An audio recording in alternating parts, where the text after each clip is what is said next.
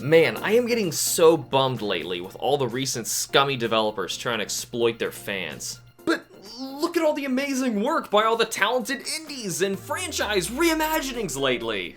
I know, but sometimes the sour parts of the industry just wear you out and make you lose hope in developers really caring about their games or fan bases anymore. What if I gave you a passion project game by the same guy who created Final Fantasy? The game is the most pure expression of truly caring about content quality over selling out with hollow aspirations. Wait, what is this?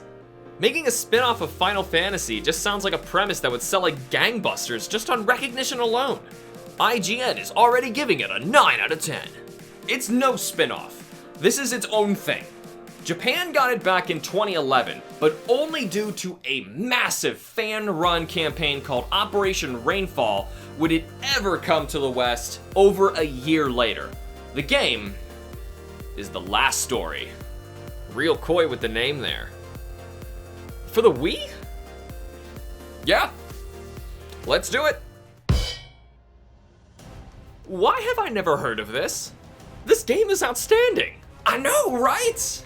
For some reason, it faded into obscurity, though it did turn up lately with a pair of spirit battles in Super Smash Bros. Ultimate. I need to dig deeper to find stuff to complain about. This isn't right. I want to give this game a hug. And get this, I pre-ordered the game back in the day, and this was back when awesome pre-order bonuses came packaged free with the game and were actually cool. Now, okay, look at this. I got this sweet art book. There's this condensed soundtrack, and then there's this killer novel-themed case to hold the game? Sweet! Hold up, you pre-ordered this? Right, so next you're gonna tell me you also pre-ordered Xenoblade Chronicles from the Operation Rainfall 2, right? You're cooler than I thought, Positive Me. And looks like you're not as big a stickler as I thought, Critical Me. Found something to complain about. Now hold up there. Not many games were trying out real-time combat in RPGs yet, so give it a break for being innovative. It does feel a little clunky at times, but I'm honestly unsure if that's the game's fault or the Wii's for making me play with a cock and balls as controller. I still found that the gameplay throughout felt fresh and interesting as you slowly learn new tactics and abilities like ducking behind cover or running up walls. The sheer amount of interesting things you can do by using the environment to your advantage keeps the game feeling constantly interesting and engaging to play. The game's also pretty linear, but I just keep finding amazing, fully fleshed out side quests that all seem so impressive. I can't believe that players can actually miss these. Man, you're supposed to be the one ripping on the game. What's wrong with you? What's this about online multiplayer? Uh-oh. Now that could be a travesty. Now, I honestly never played it, but I heard it wasn't too exciting. Nobody bought this single-player, campaign-focused game for online multiplayer anyways. You know the auto-attacking when in range thing felt weird at first, but I'm getting the hang of why it's there. Now I can focus on everything else the game wants me to handle, like my party's attacking coordination and using the environment tactically, like luring enemies into traps. You like it? Took a while to grow on me, but kinda. Yeah, it's actually fun. I hate to say this because the game design is absolutely stunning all around. I already know where this is going. The character designs, weapons, outfits, environments, world building, they're all gorgeous. But it's brown. It's brown. And by that I mean this game just had the unfortunate timing of being released in what I call the brown era, where games were tinted with a shade of sepia brown to look more realistic. Zelda's Twilight Princess also came from the brown era, so I'm not taking that as a bad thing. As you shouldn't. It was just a thing at the time. Just as how this game's unfortunate timing landed it on the Wii. But even still, the Wii's doing a killer job of handling 6 party members fighting countless enemies alongside all their incredibly fine-tuned details at once. Just imagine it being created today for the Switch instead. That, sir, would be a game far too grand and magnificent to believe. Hey, no spoilers this time. We actually want you to play it. Yeah, do that thing. Okay, let me get this out of the way now. Okay. This is a linear story focused JRPG from the creator of Final Fantasy. So it carries some tropes with it, like male protagonist gets strange unique power and alongside his ragtag group of misfits journeys across fantasy world to defeat some overwhelming power. And that's it. This game is absolutely outstanding. Each and every character, including some assumed to be forgettable throwaway side characters, gets so much attention and development. Everyone seems to have an actual meaningful character arc here. I absolutely love the way that characters interact with each other through banter during combat. Aside from this giving them all an extra layer of realism, it's further cementing who they are as a person as opposed to them simply reciting typical jargon from average one-dimensional side characters. Now, there are characters I dislike, but I'm supposed to. I actually want to see Geralt get his just rewards for being a despicable scumbag. But man, this world sure hates you and your party. Zale and his band of outsider mercenaries are true to a world not unlike The Witcher in so many ways. Aside from them being unfittingly treated like thugs and scoundrels by the common folk, the entire world feels so alive and real that it can only add to your compassion and understanding of the characters, all on their own unique psychological journeys. We get to spend so much time with each character inside and outside battle, really fleshing out who they are as troubled people, all with their own individual hurdles in life, keeping them from what they're aspiring to achieve.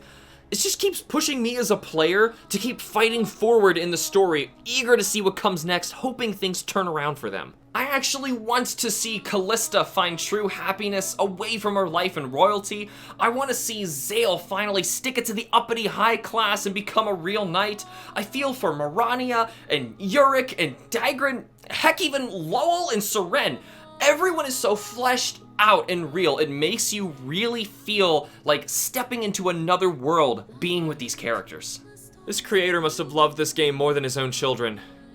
Wait, does he have kids? Stalking an old Japanese man online? As far as I'm concerned, these are his kids.